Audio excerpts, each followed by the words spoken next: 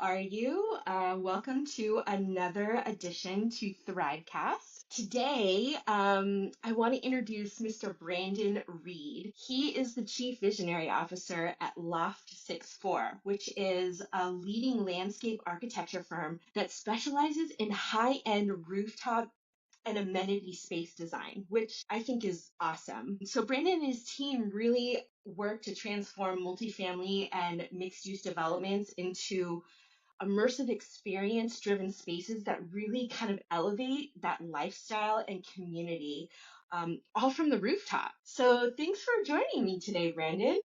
Hey, it's my pleasure. Thanks for having me. So tell me a little bit about Loft 64. What are you guys all about and where are you guys located? So we are founded out of Salt Lake City, Utah, roughly speaking, just south of there a little bit. Kind of born and raised in Utah, and started this firm about 13 years ago. Well, back in 2013 on Valentine's Nice. Day, actually. Oh, happy Yeah, anniversary. yeah. Thanks. So the big idea of Loft 64 was number one is I just wanted a place where I could be creative at my own wheel, right? I could do what I wanted. Yeah. I could kind of go after the designs I want. So we started very generalist back in 2013. I had come from a previous partnership where we did high-end residential. So I had a big background in that. And then previous to that, I had done a lot of work, just kind of any type of project. I worked out of Las Vegas, hoping to work on big casino projects, but that never worked out. Ended up Yeah. working on a lot of schools and multifamily and mixed use. And that was back in 2007 when the bubble broke, you know? So moved back, partnered with a friend of mine in Salt Lake for 6 years. And then just my wife reminded me one day, you need to just do your own thing. Like you've always talked about it. So that's where Loft 64 was born. And then here we are 12 years later. And so we have over the last, let's say 6, 7 years, really become specialists in kind of what you said. The big thing that Mm. I always cared about was being creative, and that's really what drives us and what we're known for is being, let's say, more creative than most landscape architects. And then what really drew us to, I guess, our rooftop amenity expertise wasn't any kind of market study or hey, this is like my big dream to do this. It was kind of we had some opportunities early on to work with some multifamily developers who had a small little podium deck, which was Mm. basically, if you know what a podium deck is, it's Yep. just a couple stories, usually over a parking structure, just a big concrete, space that's blank. They never know what to do with them. And then surrounded by apartments. And they'd had one designed and they hated it. And so they gave us an opportunity and we went and did a full 3D and kind of wowed them. And it was just like an aha to me to go, my gosh, like there's a big gap in, there's no one really doing this well. And it allowed us to be really creative because it was super challenging. And so that was kind of the genesis. I know if I'm digressing, let me know. But No, not at all. yeah, So, you know what's so funny is I was just having a conversation with someone based out of Chicago yesterday, and I didn't know this, and I'm not sure if it's a true fact or not, but she said, I think we have more rooftop landscapes in our city than in any other city in the country. And I was like, wow, really? That's really an interesting tidbit of information. well, I always call Chicago to me as like the mecca of rooftop. That's where I first heard the term green roof. And there are a lot of initiatives coming out of Chicago. You hear about these rooftop landscapes, like you said. There's a lot of different terms for it. We've kind of gone for rooftop amenities. And for us, that really means the creative, let's say, less greenscape, surprisingly, and more about those spaces that people, I'd say the value drivers for most developers is they need a space that helps draw tenants. They need a reason to bring them to the property, right? And keep them long term. Yeah. And so So creating spaces. that's the Yeah. surge. That's why people are building this is because the demand from those that are owning or living in these multifamily family dwellings, they want this. Yeah, I think sometimes they don't even know how big an impact it has, right? Like I think that's another thing we found is there's not a lot of people really. What I found surprising, if I can backtrack a little bit, in Las Vegas, this is where I first was like, never quite understood this, and it never dawned on me till later. We would design big apartment projects, and this was back in the boom of the real estate boom, 2003 to 2007. And like there was huge home builders doing all these big multifamily apartments and also just single family. And we would do these amenity spaces, but the focus was always on the landscape. It was always on the planting, the irrigation, all that stuff, kind of the surrounding scape. And then what always got left, or maybe wasn't as thought out, even from a developer standpoint, it was the focus of the pool area. We would almost take it at face value. And I think a lot of that was the owner of the company never, maybe I just didn't understand this, but, or no one ever explained it to me, but no one ever took like no one ever took ownership of that space. They Hmm. would just kind of take the pool shape that they got from the engineer and the hardscape around it. And it was really the focus was how do we create the green? But no one ever focused on the hardscapes, on the layout, on the cut, on the user experience. And we did to an extent, but it was just, it took me, owning my own firm to kind of realize, oh my gosh, that's where the majority of the value actually is derived from a property is they need these spaces to draw people. Sure, the landscape matters, not to detract from that. But to me, it's kind of secondary or tertiary, in the Yeah. team. So that's kind of how our focus of amenities. And that was an area where we could be really creative. So, are there like certain markets where rooftop spaces perform better than others? And is there specific places in the country where rooftops perform better than in other locations?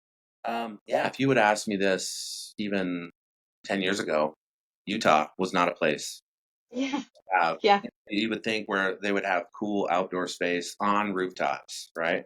Yeah.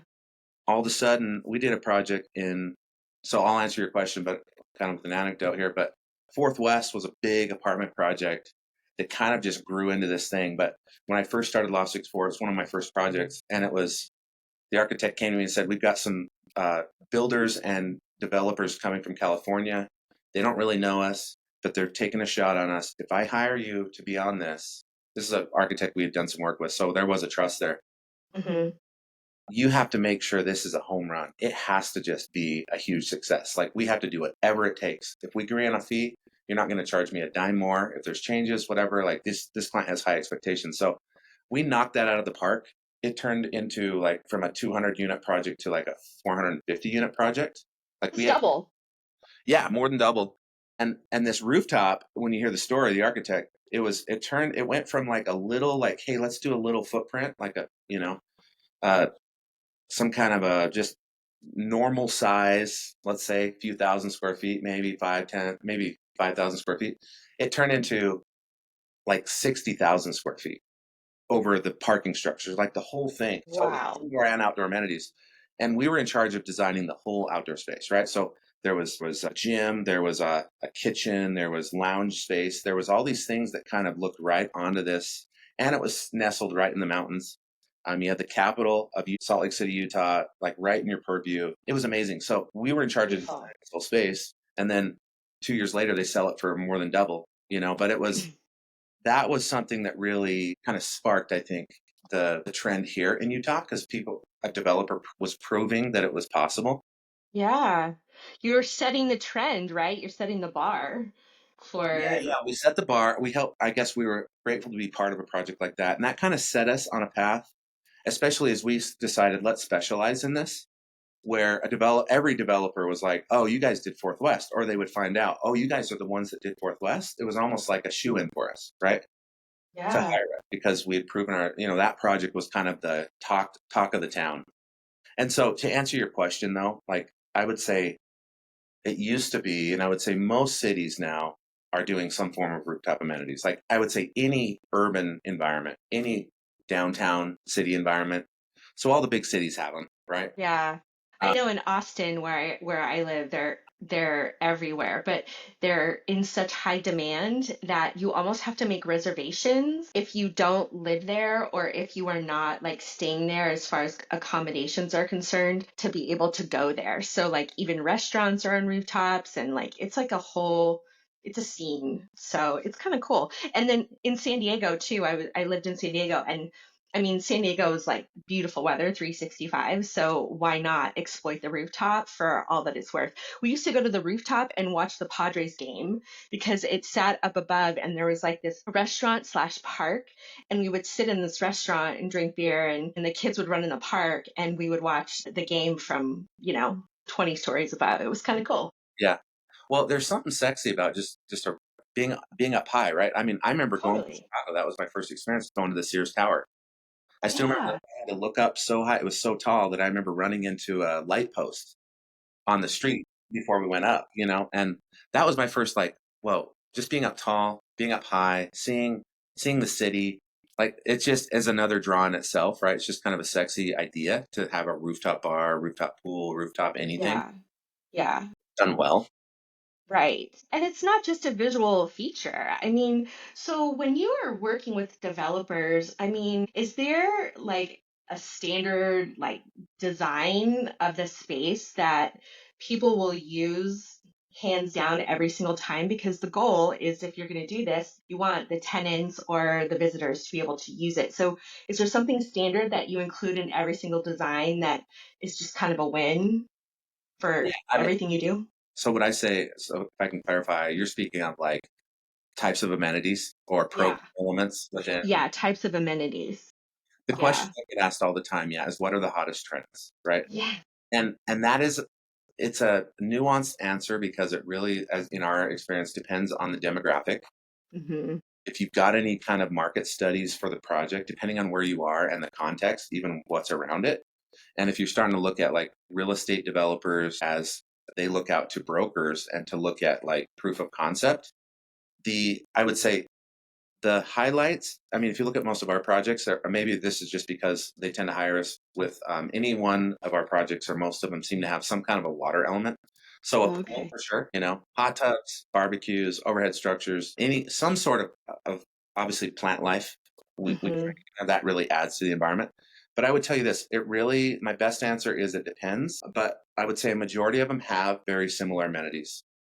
But the trick is the recipe and how they're put together in the Yeah. each other, how they're thought about, like the intentionality of are they bringing people, creating opportunities. This is kind of how what really drives us is we're really just trying to set the stage for people to create their own experiences, right? So Yeah. I want to put it in a compelling way, but let's let them tell their own story. Like a fire pit might be a place where you get engaged one night, but it also might be a great place where a business group has a conversation, they do business together, they might make friends, they might meet their future person, like there's Yeah. three things. So just creating environments where they are compelling, where they are immersive in the sense of like, I just want to be here. It's a wow place. Then they can kind of create their own experiences. That's kind of our big thing is how do we create opportunities for those Yeah.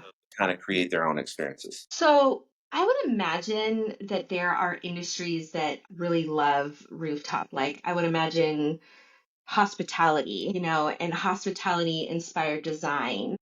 Is there any sort of industry that really kind of drives or is playing in that space where they're creating really engaging outdoor spaces? Because are they the ones that are setting the bar for where everyone else needs to grow from? Or is there an industry that's kind of ruling the roost here? That's a great question. Not one that I think I've had asked. I love that actually. If I had to answer you right now, I would say there is a big trend, and I don't know if it is because of the hospitality industry, but I think multifamily, because they want to create those experiences that are a little more lasting, they're a little Yeah. more long term. Because honestly, the more we get into this, I know I answer these with more nuance. So get me back on track if you need me to. But I'll get to the point. The hospitality trend to me is a big one because it's all around experience, right? Like when you go especially if you go to a high end hotel and they have a rooftop bar or Yeah. pool area, they're usually somewhere where you can get a towel, you can have a more luxury experience, right? Maybe the furniture Yeah. a little nicer, the setting, just the ambiance of a nice hotel, and then it leads you up to a nice outdoor pool space.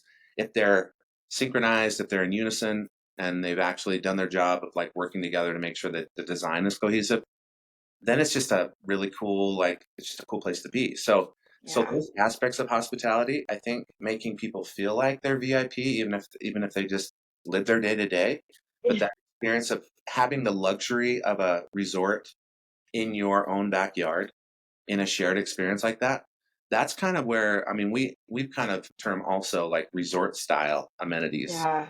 is a big draw. So I Yeah. say the hospitality probably is bleeding into the multifamily, especially the more sophisticated developers. And I would say also, especially as developers become more sophisticated, and it becomes more common. Like every one of my competitors has a nice rooftop space. So they keep raising that bar to like, we've got to create a better experience. Something that's better. Yeah. Yeah. It's kind of funny that you say that because, even when you're designing or redesigning your home and someone steps into a bathroom and they're like, oh, this feels like I'm at a resort, that I'm in a spa, right? And it has that spa feeling. And I feel like that rooftop design kind of follows that same premise because truth be told, if I were to go to a really nice hotel and there's a rooftop and there's a pool and there's, bar service and there's food and like it's all inclusive, like I'm feeling pretty good about myself.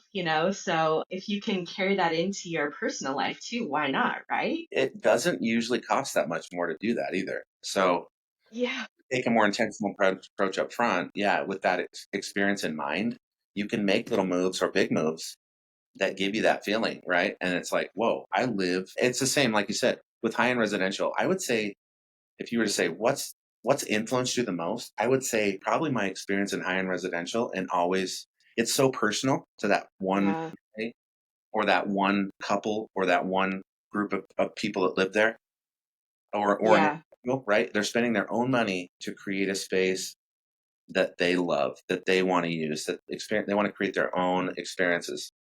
If you take that and then just add, if you take that idea and then do that on rooftop spaces, it's not that big of a departure. And I think what really is exciting for me, though, is like the challenge of how do we now create a diversity of experiences for Yeah. in just one? How do we create an introvert group and an extrovert space? And that's a fun challenge for me more than just one group.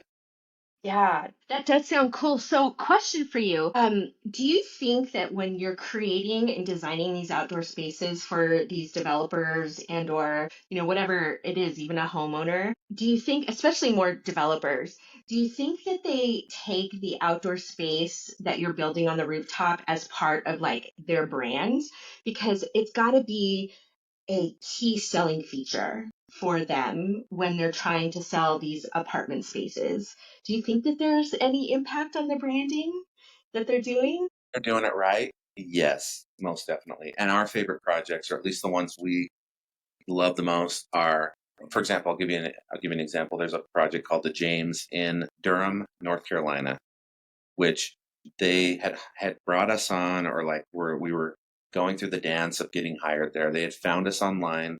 We're in Utah, right? They're in North Carolina. Looking, they need a wow experience on a big, almost 30,000 square foot podium.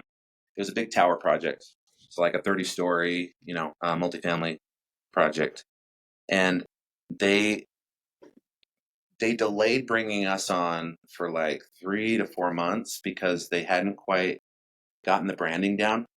Mm, They were actually working on the purpose of the name, the intentionality behind it, the look and feel that they wanted.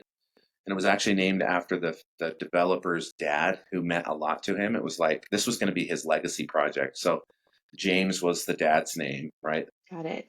And anyway, that made it a lot of fun because we were looking at market studies to understand who's actually using the space. So we're developing personas of like who Yeah. might live here, avatars, personas, just really trying to understand that. And then also we had a brand to start to play off of, right? So we had great architecture, but then we also had a great kind of branding, but there was a big meaning behind that. So Yeah. even the project had Durham, North Carolina, if you've ever been there, is like a very old city and Hmm. a lot of history. And so the city itself doesn't like to ruin, the historical buildings. So if you can kind of build off of those or work with them, adaptive reuse kind of a thing. So they kind of had this idea, the architect, of like it's the old kind of rising to the new. So like the transition zone was this Yeah.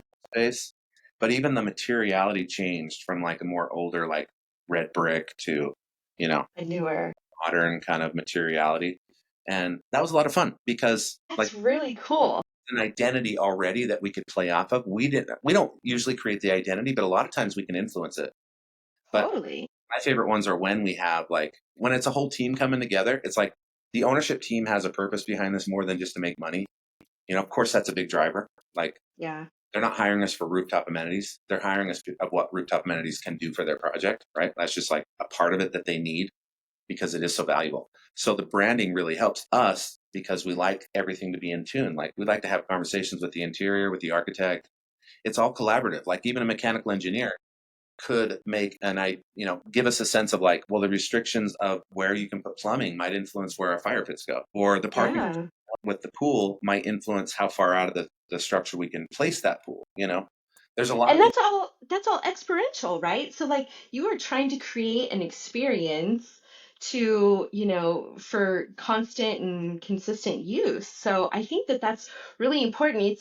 It's interesting that you say that because branding and design go very close together. And when you're designing an outdoor space, you're thinking about all of these little tweaks and things that you want to put together to make sure that it's an inclusive feeling, and that's what branding is, right? So it goes very hand in hand, so that being able to tell a story from what you built from old into new, I think is a really cool story and showing the evolution of the city. So I would love to see pictures of what this end result kind of looks like. That would be a really cool story to tell. Hey, I'll be happy to share them as soon as they have them. Like the project also started in what 2019? No, Hmm. 20. When was it? 2021. It was kind of through COVID. So you've got that, and then the market has been really slow for A multifamily. few So years, yeah. like I know they didn't put the brakes on completely, but it's slowed down a lot to where we haven't really worked on it in a couple years. Uh, Yeah, so when it gets done, let's tell that story. It'll be a game changer for sure. Yeah. So, what do you think? Are there any specific rooftop features that you know of that tenants like consistently love or consistently hate? Is there anything out there that you guys build that is a love-hate relationship? Now, would you say you mean like the dichotomy of it's a love hate because they love a barbecue, Well, but yes. Yes. too So all the time, or it's really thinking about from the homeowner's perspective. If I had a rooftop, like the thing that I would love the most would be like a swimming pool. Like it would have to be essential. But I have kids, so swimming pool is essential, right? But for someone else who doesn't know how to swim, they might hate a swimming pool. So have you ever had any feedback from any developers that say, yeah, you built this barbecue and it was a round barbecue versus a rectangle barbecue, and they don't like it because they can't, make it a communal space? Is there anything like that, or is that just a one off? no, I would say I'll give you a good example. We had a developer local here, small project, like less than 100 units. They wanted it was a U-shaped building with a podium, which is 2 stories above, which would be like their main courtyard, um, courtyard rooftop amenity. By the way, I should qualify when I say rooftop amenity, I'm thinking anything over structure, right? So any level of architecture. A lot of architects or developers even will ask, they'll just think rooftop amenities, like it has to be the actual Tippy rooftop. top. And so, anyway, we get questioned all the time whether we design at ground level. Of course, we do. We also do. There's really no difference other than the complexity and the cost. But to answer your question, we had a developer come in, and it took and these projects take a long time to start. Right, we'll hear about them for a Yeah. year, and then it will be like they're working through with the city, they're working with their bank to make sure everything will go through. Then it goes live. We had a developer come in person, and we had a discussion with them, and their big concern was we don't want barbecues on this rooftop. We're worried about just they had a lot of things they're worried about. Come to find out as we got talking about it, the reason he didn't like the barbecue was because they never really put enough intention behind the design. Like they had put the token barbecue in because that was what the market study or someone told them they had to do because the neighbor had it, right? So Mm. whenever a developer comes to us, they'll ask us, or I'll ask them, why does this matter? And if they can't answer the question, some people will just say, I want a barbecue. And this has to have 2 barbecues. This has to have 3 fire pits. This has to have a big pool. And we're looking at the space, but we're also going, okay, based on who's using this, why do we need a fire pit, or why do we need 3 fire pits? And a lot of times they're just like, well, I don't know. I want it. Well, this we should do that because the neighbor has 2, so we should have 3, so we can be more competitive. And it is the mentality that we experience. And so anyway, by asking that though and challenging them a little bit, come to find out, like they're just in it to really they're in it to have a successful project. And so with our expertise and them trusting us when we ask that, they can kind of go, maybe, I don't know. No one's ever asked me that. Like maybe do we not need three? Yeah. Anyway, this guy had come to find out this barbecue, the reason he was against it was because he had seen too many bad designs where no one ever used them. Right. So they're like, Mhm. then it checks the box, but then no one actually uses it. So we're like, well, what if we could actually design it so it's actually integrated to the whole space and there's actually a reason to go there? There's purpose behind it. And then the light bulb came on and he was like, oh, yeah, maybe if people actually used it and it's in a cool design, maybe then it makes sense to have a barbecue. So a lot of it, I think, is to that extent. There's always going to be, no matter what design, it's always subjective. It's going to depend on who's actually using the space, and then you're always going to get some. For example, another one, a big pool we did. It's called Post House. It's a big, like, full city block of apartments. There's 5 buildings. We had 2 outdoor courtyards that were 2 stories above the main apartments. One was a big massive pool with a fake tree with an 18 by 18 fake tree that looks real. Like there's pictures we could show you online. But the big complaint or the big worry they had was we need to make sure this is a cool design, but we need to make sure we have enough lounge chairs so that we get good 5-star Google reviews because we've had problems with that in the past where people would complain like there's not enough seating around the pool, like we can't use it. And so I don't know if you can ever appease them completely, but that was a factor that we needed to design where the pool's cool, it seems like we got enough space for lounge chairs, but we don't want to receive negative views that there's not enough, right? So Yeah. am I answering your question? Am I getting Yeah, because what's coming to mind? and the thing is that I think for you, and especially when you're working with these developers, it sounds like you really kind of have to educate them about that true sense of what an outdoor space should really mean to a multifamily home. And I think a lot of times as a developer, they're just thinking dollars and cents. And sometimes if you can be smart about it and put your dollars and cents into what those feelings are, it's going to, have a greater return on investment. And it's funny because it's not just landscape architecture that it's like that. It's like in everything that we see today. Like you really have to create that experience in order to be able to build the credibility and really sell what it is that you're trying to sell. So it's I can definitely relate to what it is that you're saying. It just sounds like a lot of education. Well, yeah, I would say I found the best way to educate is to just prove it by your actions, right? Like if there's ever a doubt as to what you can do, obviously proof of concept, if you have previous projects where you can show like, look, and they're like, oh, Yeah. yes, you guys did that? Okay, well, we trust you. Like the level is, we trust you to do this. So they're more willing, right?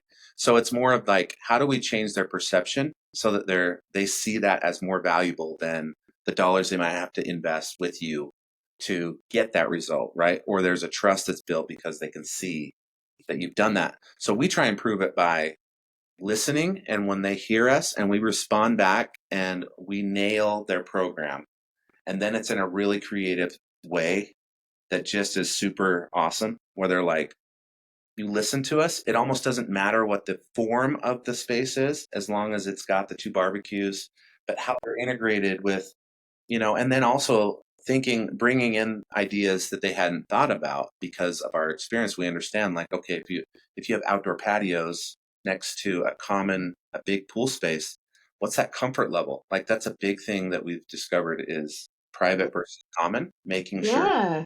someone could be outside on their patio and feel just as comfortable on a nice warm or cool day as someone out at the pool, right? Like what's that separation look like?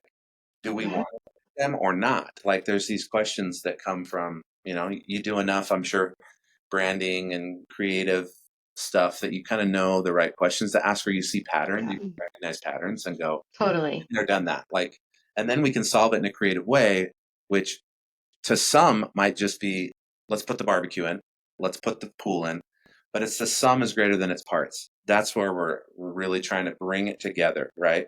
Two Yeah. plus two should equal 5 or 10. It should be Not, it should be some multiplier that this is better.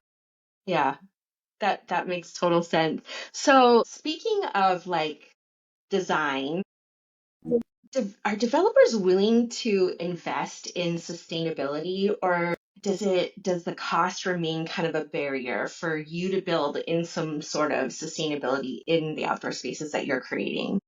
So let me qualify that with another question. Can you unpack what you mean by sustainability? That is so funny that you asked that. I was just on another call with an architect that said, sustainability?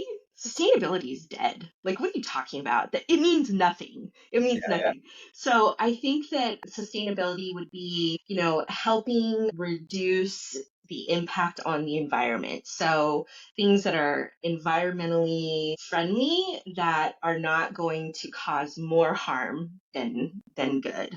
So that and do developers, are they willing to invest in that, or is it too expensive to do? Here's the trick.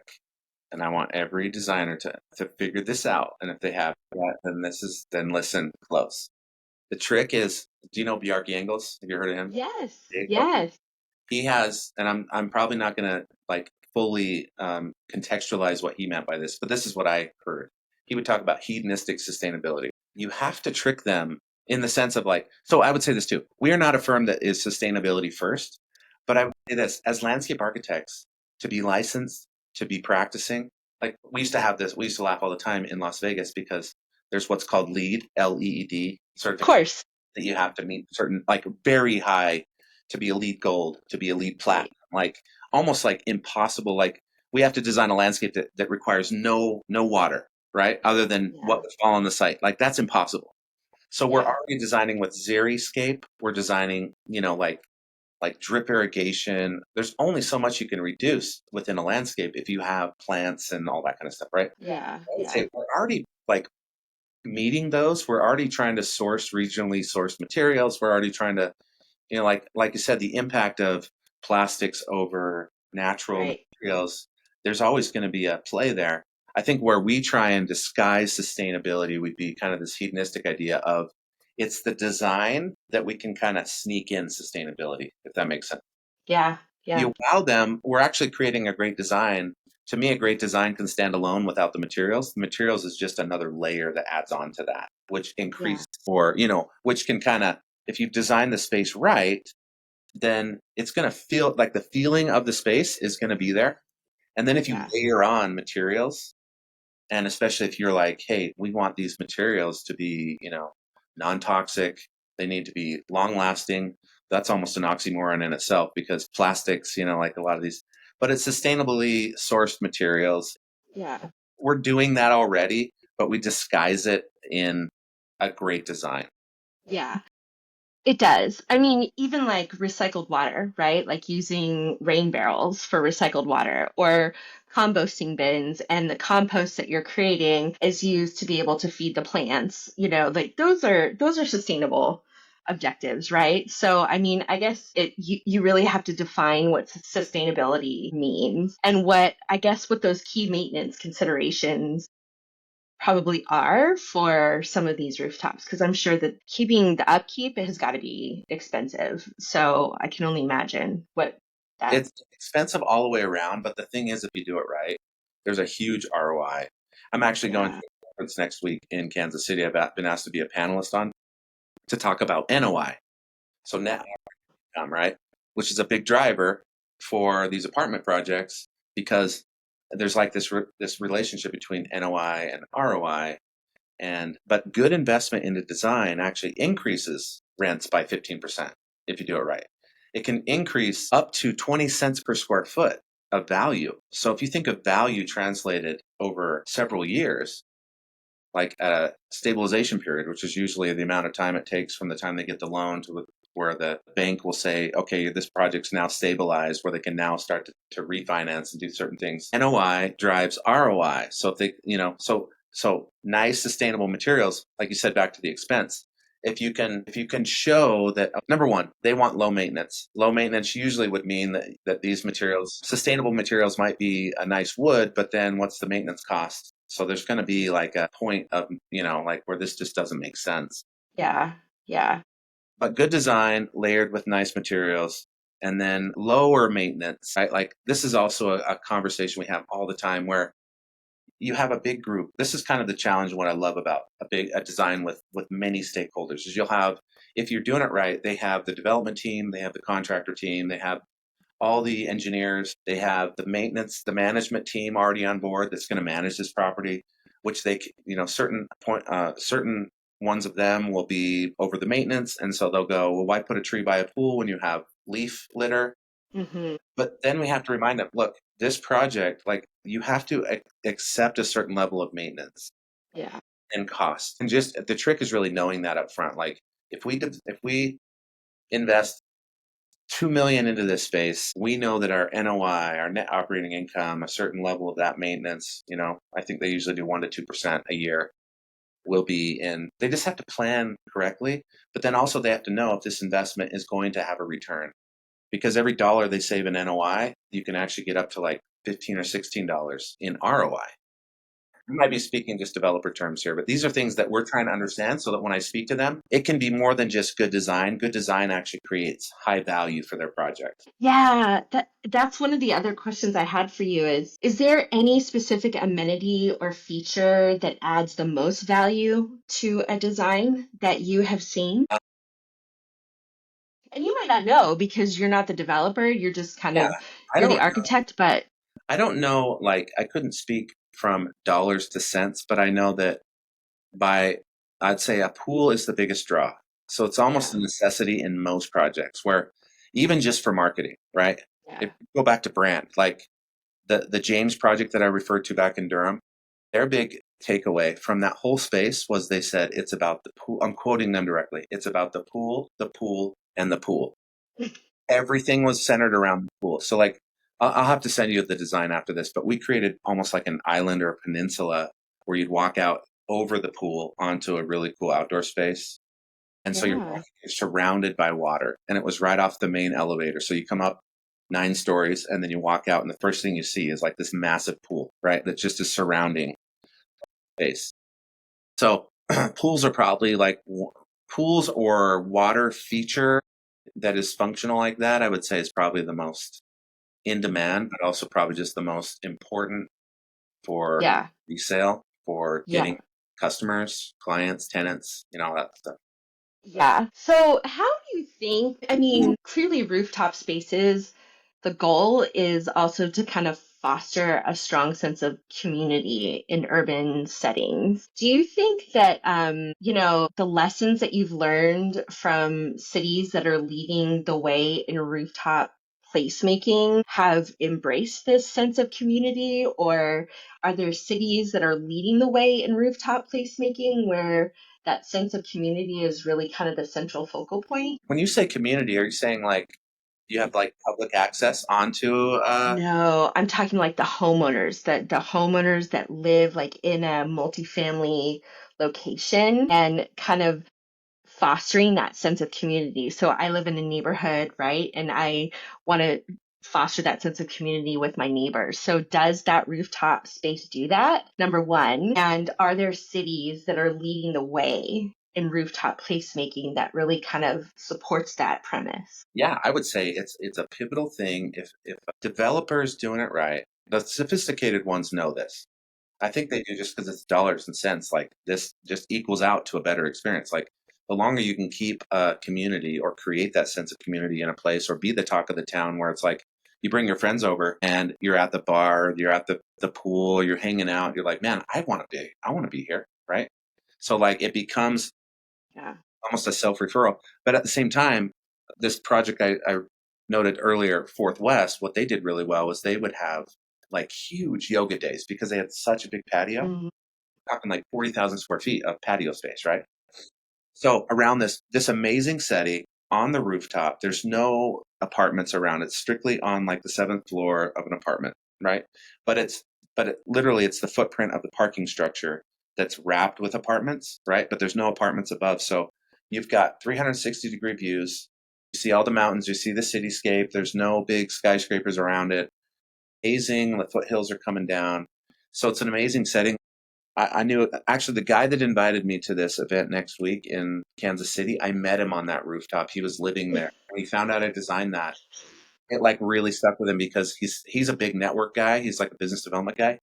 And he said, this is the best place I've ever been, where this is better than any networking event. Like we have groups that meet up every Tuesday or Thursday at the hot tub. And then there's another night where we meet at the gym, or I'm working out here, morning and night. I'm getting the sunset and the sunset and remind me, I'm losing my Sunrise. eyes. I'm getting that experience every morning because it's so compelling to go to this gym and have this view. I'm like looking out on this Olympic-sized swimming pool that's like, in the ground, zero edge. There's no coping. It's just wet edge, just beautiful pool and mountain view right in the background. It's like sunrise, sunset, meeting friends, making community, yoga days on Saturday. They have like pool nights throughout the week. They have organized events that really activate and I'd say draw the community. And their their occupancy, I know, even through COVID, was like above 95%, which most. I want to live there. Like, I want to live there. Well, you did want to live there. There's what I now like to say, because we finished that back in 2016. And what I now say is like, what's the new Fourth West, where people go, oh, you guys did that project. And I think Post House is probably where you want to live now, actually. Okay, well, I'm gonna make sure that we add pictures to that in post-production so people can actually see just the evolution that you're talking about. Tell me about what what does Loft 64 have on the horizon for 2025 and beyond? What are you working towards? I would say awareness is key. We realized we just need more people to know about us Yeah. and our specialty. It's very niche, and it's in some ways hasn't hurt us through the downturn. We've still managed to stay pretty busy, but it definitely was kind of an eye opener. Going, okay, if we're going to be this niche, we have to. Our big play has been, let's expand out beyond Utah. Let's Hmm. more outside of Utah, right?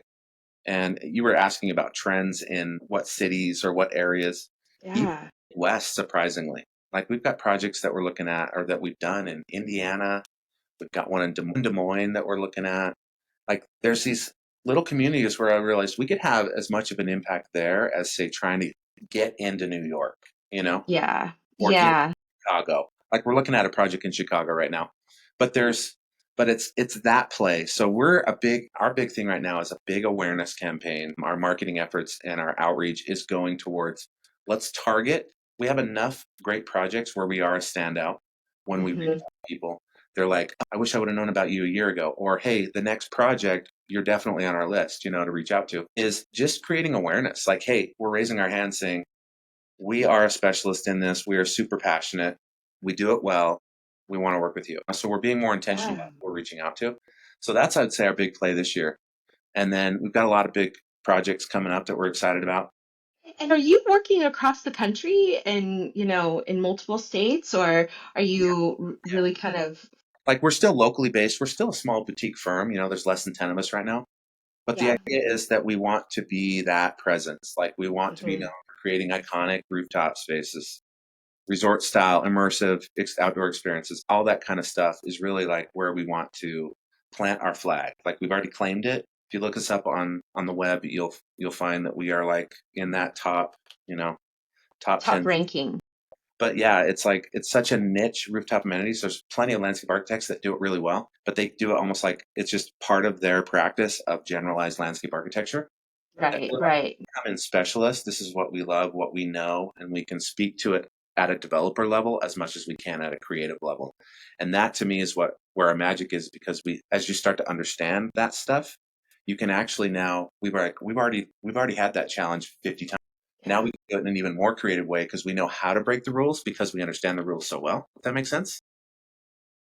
Yeah, you have to learn to exploit that to your greatest advantage. That's awesome. So I have one more kind of question for you, but it's related to the overall industry.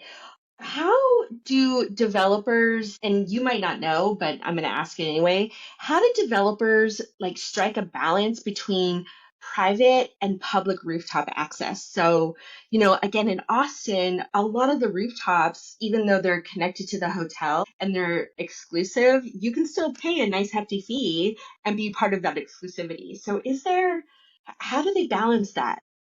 I think that is the balance. We've had like even in Salt Lake City, we've had projects where the developer comes to us and they're super nervous because they're not doing this for public access, right? Like if it's an apartment, especially. Yeah, The last thing you want is the idea that any Joe Schmo could walk off the sidewalk, go up the elevator, and access, like just from security reasons, yeah. access is just a smart move.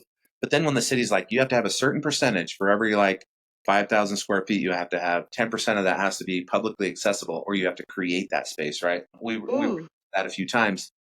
What they, as you ask and drill down more, it usually is around, well, they're actually like, well, it's some kind of a curated use, like a retail or a restaurant. A restaurant is probably the best example, right?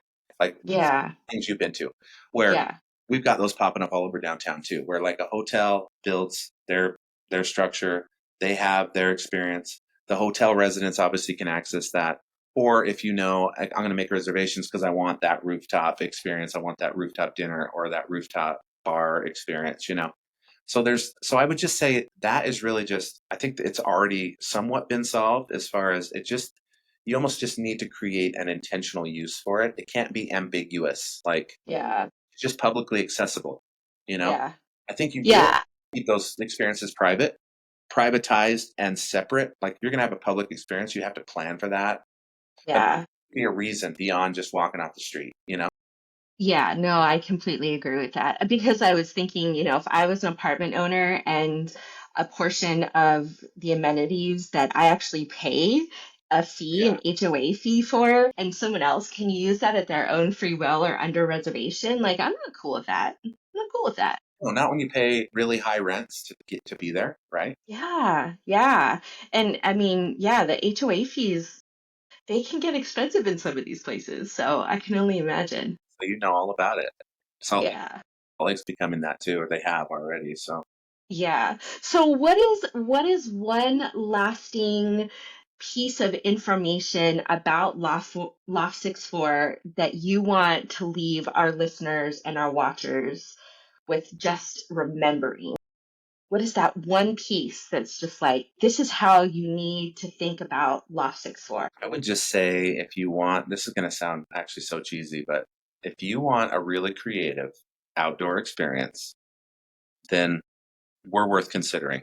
If you want someone that's passionate, that really, really cares and really understands this and really wants to push, like I said, if you want someone to break the rules on your project that leads to high success and high demand of your project and kind of helps you stand out from the crowd, then we're the people for you.